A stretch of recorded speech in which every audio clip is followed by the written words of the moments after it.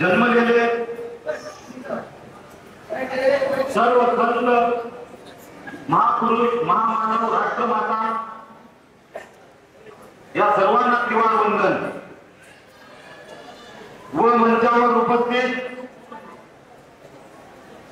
सर्व मान्यवर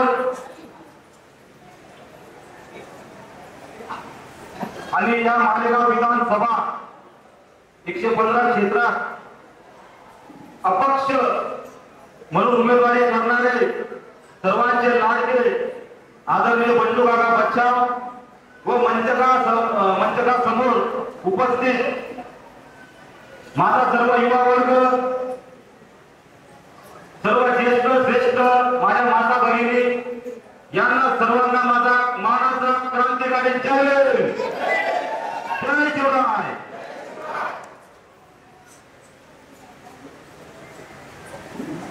मला भविष्यात कधी वाटलं नव्हतं की कपिराय समर्थकांचा आता मेळावा घ्यावा लागेल, पण या सामाजिक आणि राजकीय जीवनामध्ये काम करत असताना असं काही घडलं की आज या दिवसाला सामोरे जावं लागत आहे. तुम्हाला सगळ्यांना माहिती आहे, श्रद्धेय नेते आदरणीय बाळासाहेब आंबेडकर यांनी 3-4 वर्षाआधी 4.5 वर्षाआधी आपल्याकडे जिल्हाध्यक्ष पदाची जबाबदारी दिली होती आणि ती जबाबदारी यशस्वीरित्या स्वाभिमानीरित्या आजपर्यंत ही सर्व आपण खांद्यावर घेऊन ती पार पाडली. पण असं काय झालं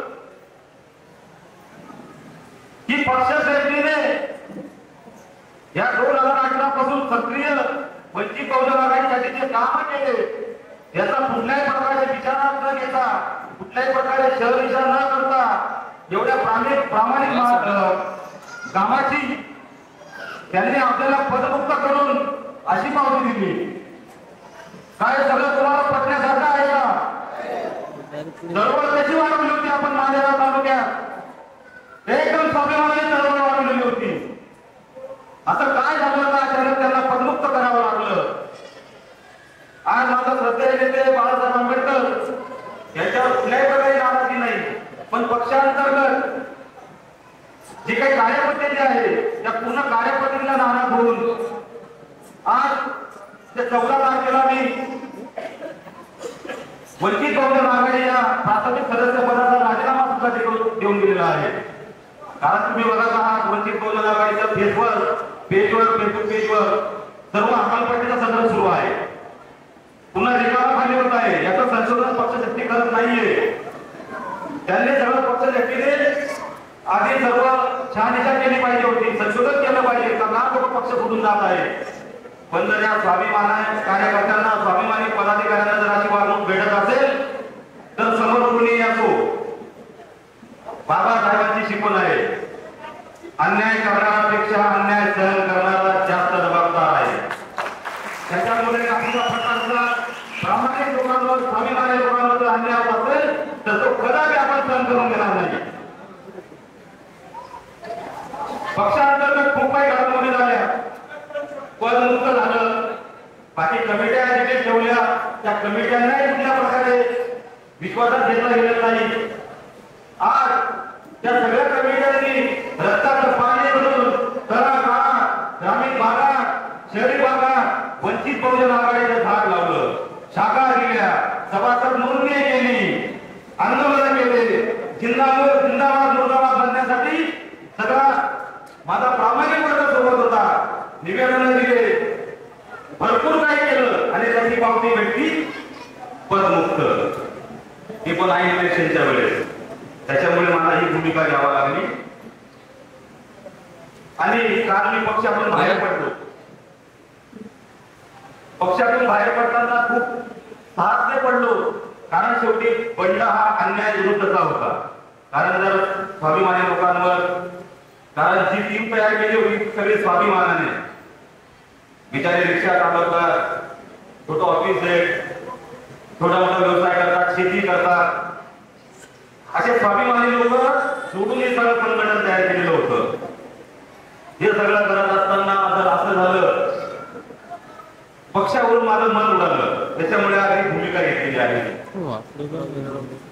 अशी भूमिका घेतल्यानंतर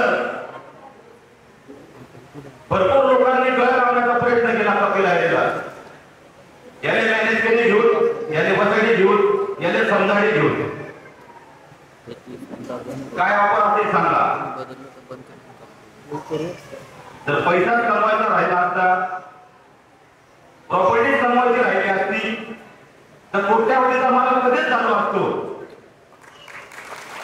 पण आपल्याला या मालेगाव शहरात तालुक्यामध्ये स्वाभिमानी चळवळ लागू ठेवायची आहे.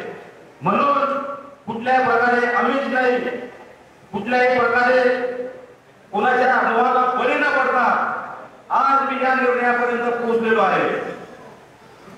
जेव्हा मी पक्षातून बाहेर पडलो तेव्हा माझ्याकडे भरपूर विषय होते, भरपूर पर्याय होते. पण सगळ्या पर्यायामध्ये असे काही पर्याय समोर आले. तुम्ही बघत आहात आताच्या निवडणुकीमध्ये उद्धव बाळासाहेब ठाकरे पक्षाकडून आदरणीय अद्वै आबा हिरे उभे आहेत. पण त्यांचे कामकाजाची कार्यपद्धती जर पाहिली, आजही अद्वै आबा तापा सोडायला तयार नाही. अरे बाहेरला लोक तेच कळत नाही, गाडी मागून नाही राहिलं. बाहेरला लोक तरी कळत पाहिजे, गाडी मागून नाही राहिलं. म्हणजे बाकी नाही का लोकली फिरायला. काही कार्यपद्धती आपल्याला आवडलेली नाही, भरपूर काही असं काही मान्य नाही. त्याच्यात वैचारिक दृष्टिकोन नाही, सामाजिक बांधिलकी नाही. दुसऱ्या उमेदवारांची गोष्ट घेण्याचं धरलं तर सन्माननीय राज्याचे बांधकाम मंत्री, मी जिल्ह्याचे पालकमंत्री सन्माननीय दादासाहेब भुसे, कार्यपद्धती पाहिली. इथून आले आम्ही दादासाहेबांसाठी भरपूर मेहनत केली होती. आविष्कार भाऊ आमचे लहानपणाचे संबंध भरपूर मेहनत त्यांच्यासाठी केली. या सगळ्या करत असताना विकास भाव 20 वर्षात केला नाही, कुठेतरी वाढलं का आता विकास करण्याची वेळ आहे. तो विकास 1-3 वर्षात केलेला दिसतोय. सांगा एवढ्या वर्ष विकास का केला नाही यांनी. आपले काही समाज बांधव म्हणतात का पुतळा उभारा, साहेबांना उपकार होईल या. पुतळा उभारा, साहेबांना उपकार होईल या. आता याचे कोण सांगेल का त्या 20 वर्षाला पुतळाला जिंकवून फुले समाज आतापर्यंत निवडी दिला. कोणी पुन्हा रोखणार नाही करे. उलट बाबासाहेबांचे मानणारा वर्ग जे जास्ती विचारधारा मानायचे त्यांना जीववर तुम्ही आजपर्यंत सत्ता होती. सगळं करत असताना 20 वर्ष झाले. विकासाचं विजय जे असलं पाहिजे होतं ते झालं नाही. माझे सर्व मित्र जे आहेत, मी वर्तमान शिक्षण संस्थेमध्ये शिक्षण घेतलेलं आहे. आज रोजगारासाठी सगळे कोणी पुण्याला आहे, कोणी नाशिकला आहे, कोणी मुंबईला आहे. रोजगार नाही इथे, उच्च शिक्षणासाठी सोय सुद्धा नाही. रोजगार तर नाही पण शिक्षण घ्यायचं तर मुंबई पुण्याचे काम करावं लागते. ते सुद्धा या तालुक्यात झालेलं नाही. जे शिक्षित झाले, जे शिकले, नोकरीसाठी गेले आणि जे माझे बांधव युवक उरले त्यांच्या हातामध्ये किंवा गन देण्यात आल्या. हे योग्य आहे का? योग्य आहे का हे चॉपराने गन? इथून आली होती का गुन्हेगारी? मग या गुन्हेगारीला प्रोत्साहन कोण देत आहे?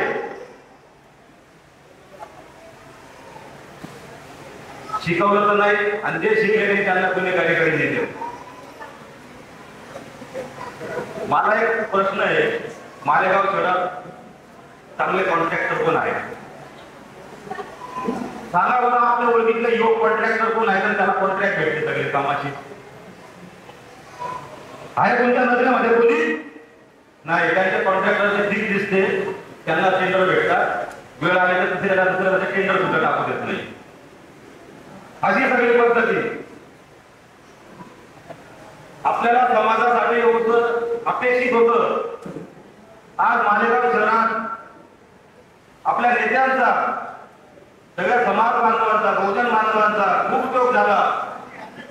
आज खंत व्यक्त करतो की मालेगाव शहरामध्ये कासार समाज मंगल कार्यालय आहे, जुनार समाज मंगल कार्यालय आहे, धोबी समाज मंगल कार्यालय आहे, माळी समाज मंगल कार्यालय आहे. आपल्या समाजाचं आहे का मंगल कार्यालय? याने का करून घेतलं नाही? जे आपल्या नेत्यांनी आजपर्यंत निवडून आणलं याने हा विषय का मांडला नाही? हा सगळा विचार करण्याचा भाग आहे. मालेगाव मध्ये शिक्षित वर्ग मुलं शिकता पण आहे. मालेगाव मध्ये त्यांना एमपीएससी UPSC या सगळ्या शिक्षणासाठी अभ्यासिका त्यांना गाईडलाईन सगळं काय सुरू केलं पाहिजे होतं. त्याची थोडक्यात जी तयारी काकांनी केली होती, पण इतरांकडून अपेक्षा होती. शिक्षणाला प्रोत्साहित करणारी कुठलीही गोष्ट आजपर्यंत झालेली नाही.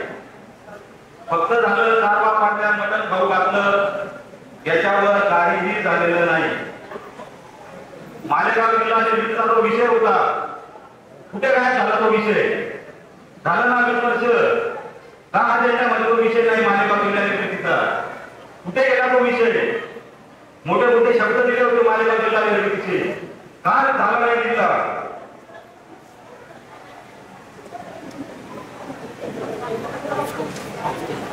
त्यांना शक्यतो जिल्ह्याच्या तरक्कीशी काही घेणं देणं नसेल.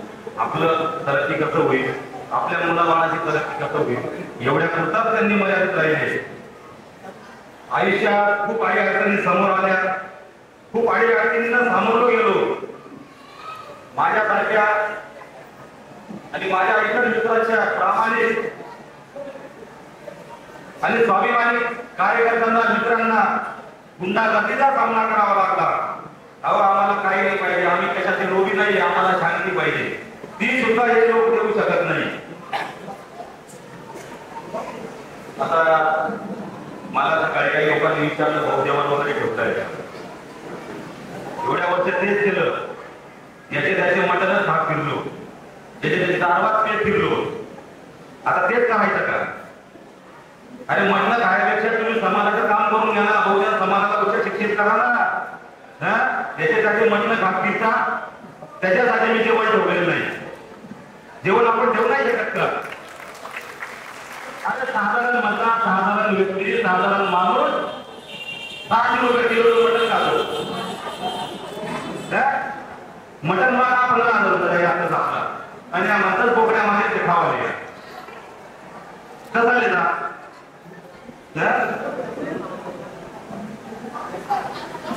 त्याच्यानंतर हे सगळं करत असताना काल एक पोस्ट व्हायरल केली.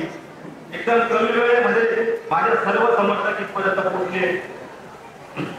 असं करत असताना मी सगळ्या पदाधिकाऱ्यांशी बोलत होतो. आपल्या समर्थकांचा मेळावा आहे, आपल्याला भूमिका घ्यायची आहे, हा सगळा विषय आहे. तर मी सगळ्यांना फोन केले, सगळे उपस्थित राहिले.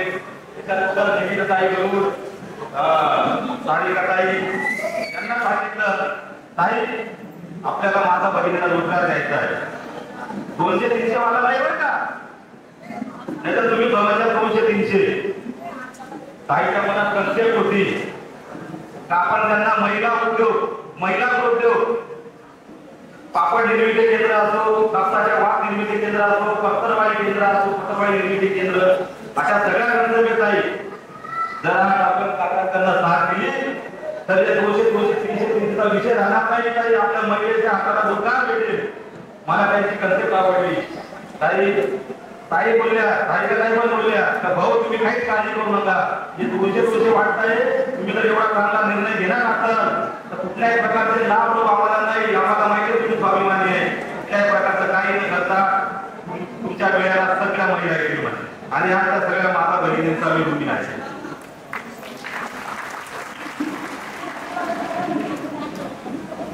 सगळं असताना इथपर्यंत पोहोचलो. माझ्या घरच्यांना काळजी झाली का भाऊ तू घरला एकच जायची, या तुला त्रास देतील, तुले टाकतील, धमकाडतील. ही गोष्ट त्यांना आधीच सांगितली होती जेव्हा वंचितची तुला थांबली होती. अरे किती दाबा देऊ द्या, किती धमक्या देऊ द्या, काही करू द्या, काही केलं तरी माझ्यावर फरक पडणार नाही. वाचलो तर तुमचा, नाही तर या समाजाचा घर थांबून आलेलो आहे.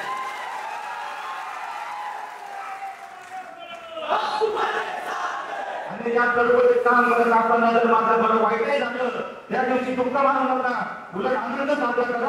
काम तर पोळलं आहे, समाजासाठी लढलं आणि त्यासाठी त्याच्यामुळे काही फरक नाही.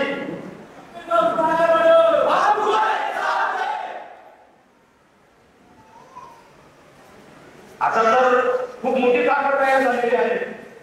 आदरणीय बंधू बाबा पाटील आहेत. आधी माझ्याकडे बंधू भाऊ होते, आता 2 झाले.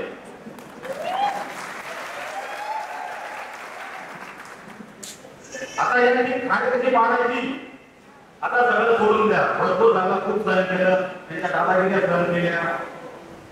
आणि हे दुसऱ्या उमेदवाराला वळणामध्ये घुसू देत नाही.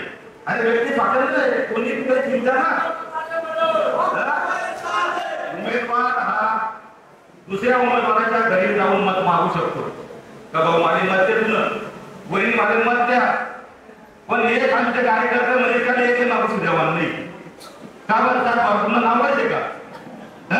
बुधू देवांनी म्हणे तुम्ही जमाशे, तुम्ही पब्लिक मा सांगा आम्हाला काय विचारायचे, आम्हाला काय करण्याचे. म्हणजे तुमच्या पायाखालची वाळू सरकते, जमीन सरकते, तेव्हा तुम्ही म्हणता बुधू देवा म्हणे.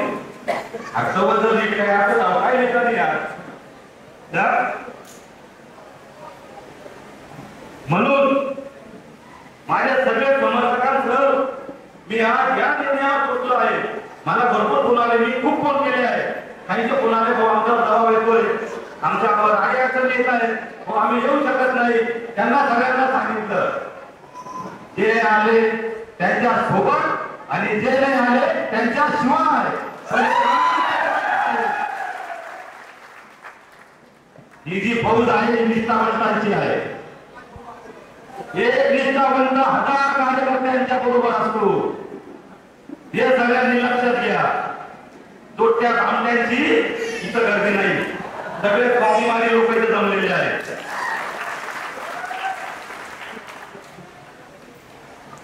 आणि मी आज या मंचावरून अशी घोषणा करतो की मी कपिल रमेश आहे आणि त्याचा सर्व मित्र परिवार, सगळे समर्थक, आमचे लोकप्रिय उमेदवार, अपक्ष उमेदवार आदरणीय बंधू काका बच्चार यांना जाहीर पाठिंबा देतो.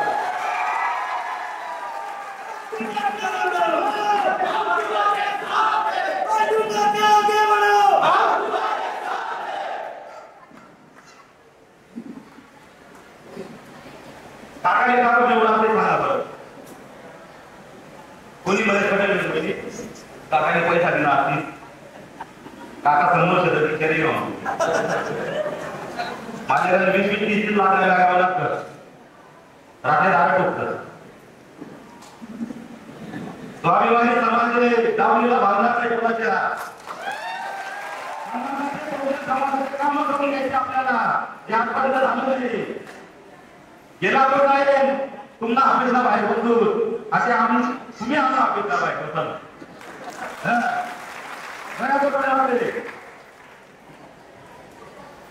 खरं तर काकाच्या नेतृत्वाचा माझ्या मनावर इतका प्रभाव झाला. शेवटी विचारसरणी असते आणि जेव्हा विचारसरणी असते जुळते तेव्हा सर्व एकत्र येतात. तुमची माझी विचारसरणी जुळली त्याच्यामुळे तुम्ही का कोणी कोणाला सांगितलं का बिर्याणी मध्ये ठेवा असं सगळे स्वाभिमानाचे आहेत. ही विचारसरणी जुळलेली आहे. जी माझी लहानपणापासून भूमिका होती तर वंचित घटकांसाठी, शेतकऱ्यांसाठी, कष्टकऱ्यांसाठी, आलेल्या महिलांसाठी, विद्यार्थ्यांसाठी, जो समूह शिक्षणापासून वंचित आहे त्यांच्यासाठी काम करायचं आहे. आणि ती धर्म एकता मालेगाव तालुक्यातल्या पंचपारामध्ये दिसली. अरे काका मला सत्तावर नाही गेले तरी तिथे टँकर पाण्याच्या विहिरीत माझ्या महिला जो वाईट प्रसंग झाला त्या गावाला टँकर दिले. काही आपल्या वृद्ध महिला त्यांनी दत्तक घेतल्या. काही लोकांचा परिवार ते चालवत आहे. केले, त्यांना पैसा मिळवून दिला. करोनामध्ये रामगरीन नावाचा हॉस्पिटल चालू करून यावेळेस एक कुठे होतं माहित नाही, पण माझ्या दोनच लोक तिथला होता. एक पंडू काका आणि सुनील आबा, आणि त्यातनं सगळं व्हायचं. आपली ताकद नव्हती, पण 2200 घर असले त्यावेळेस आपला यथाशक्तीने गहू तांदूळ भाजीपाला सगळं वाटप करावं.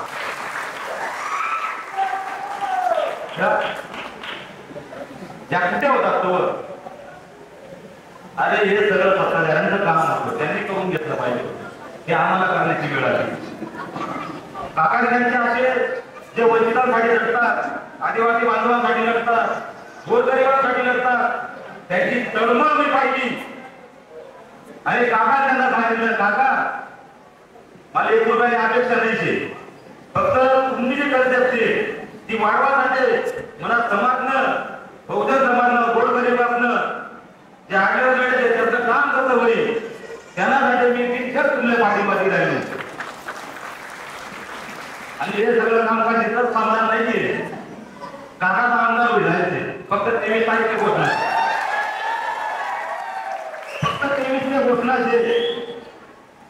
काका आमदार होईल आहे. तर रेकॉर्डिंग मध्ये घ्या, तुम्ही काढी घ्या, बरोबर. काका आमदार होईल आहे, पण इथलं कुठलं विचार आपल्या सगळ्यांमधून, आपल्या युवकांमधून सगळ्यांना चालना देऊन, आपल्या युवक वर्गाला चालना देऊन येणाऱ्या महानगरपालिकेमध्ये आपल्या माध्यमातून कमीत कमी 25 ते 30 नगरसेवक पाठवायचे आहे. आमदारगिरी राहिले आले सगळे पुढली. बस काका म्हणे आधी पुढे फक्त पाठापाठाचा कार्यक्रम करत, बाकी काही उरले नाही म्हणे. हे सगळं करत असताना माझा सर्व हितचिंतक मित्र परिवार अडचणीच्या काळात एका मनसुबीने माझ्या सोबत उभं राहिले. या तुम्हा सगळ्यांचा मी आजीवन ऋणी राहील. तुमचं ऋण फेडू शकतो एवढा मी लायक नाही, पण नेहमी तुमच्या ऋणात राहायला मला नक्की आवडेल. काकांच्या बाहेर हवं आहे म्हणून आवडतो. मला 2-3 तास बोलायचं होतं, तेवढं आहे ते. खूप कष्ट आहे मला, पण पूर्ण काढू शकत नाही मी. येत्या 11 तारखेला, सॉरी 20 तारखेला अनुक्रमांक 11 सन्माननीय आपल्या सगळ्यांचे लाडके व लोकप्रिय उमेदवार आदरणीय बंडू काका बच्चाव यांना रिक्षा या चिन्हाचं आपण बटन दाबून विजय करायचे. तुम्हाला माहिती आहे सगळ्यांना, मला सांगितले, पण तरी सांगितलं तुम्ही तर करणार देतात, पण मला नाही सांगणार कामचे. येत्या 20 तारखेला जसे आपण टायपिंग करतो का मोबाईल मध्ये, त्या टायपिंगच्या डबल स्पीडने आपल्याला रिक्षाचे बटन लावायचे.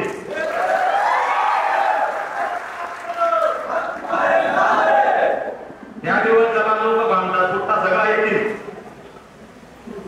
काय म्हणतील तात्या अशी बाय रिक्षा उभी बरं का, आपण सांगा आम्हाला त्या रिक्षावर लक्ष देतो, तो काही काळजी करू नको. त्या रिक्षावर बसायला भले त्यातल्या रिक्षा लाव, पैसा दिलास पैसा द्या, उलट म्हणाल काय हो एवढाच का, त्यावर कडकी लागली का असं म्हणाल त्यातले. त्या रिक्षा मावशीचं पोलिंगवर लावायला खटाखट रिक्षाला बटन लावायला, कारण त्या बटन आपलं राजकीय भवितव्य, आपला पुढं वाढवलं शिक्षण, आपला मालेगावला विकास सगळं त्या बटन माचे. आणि त्या रिक्षाला बसाडीचं आणि ती रिक्षा आपले विधानसभा काकांना रुपली पाठवण्याची.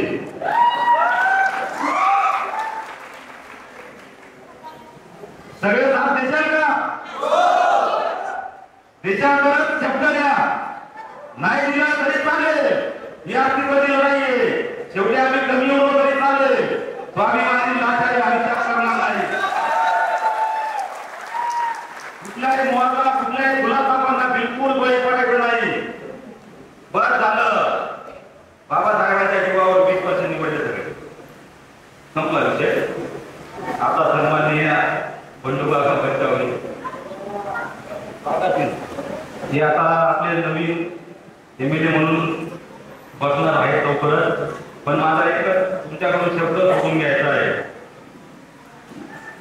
येणाऱ्या 20 तारखेला तुम्ही कोणतं बटन दाबणार? कोणतं बटन दाबणार? आपली निशाणी काय? आणि रिक्षा कुठे दाबायची आहे? विधानसभा. त्याच्यामुळे आणि काकाने वापरला आहे ना, याचा सबब नवीन असं काकाची काय झालं त्या गाणं आहे कडू जायचं असणार. आता विषय जायचे असेल तर माझ्या सगळ्या माता भगिनी, ज्येष्ठ श्रेष्ठ नेते मंडळी, माझा युवक वर्ग सगळ्यांना हात जोडून कळकळीची विनंती आहे की तुम्ही येणाऱ्या 20 तारखेला रिक्षा हे बटन दाबून अनुक्रमणिका 11 आदरणीय काकांनी त्यांना मोठ्या लीडने विजय आहे, पण मोठ्या लीडने विजय द्यायचा आहे. सगळ्यांचा मी नेहमी उभी राहील का माझ्या शब्दाला मान देऊन एवढ्या मोठ्या संख्येने तुम्ही आला. खूप मन भरून येतंय. राष्ट्र एकच सांगेल,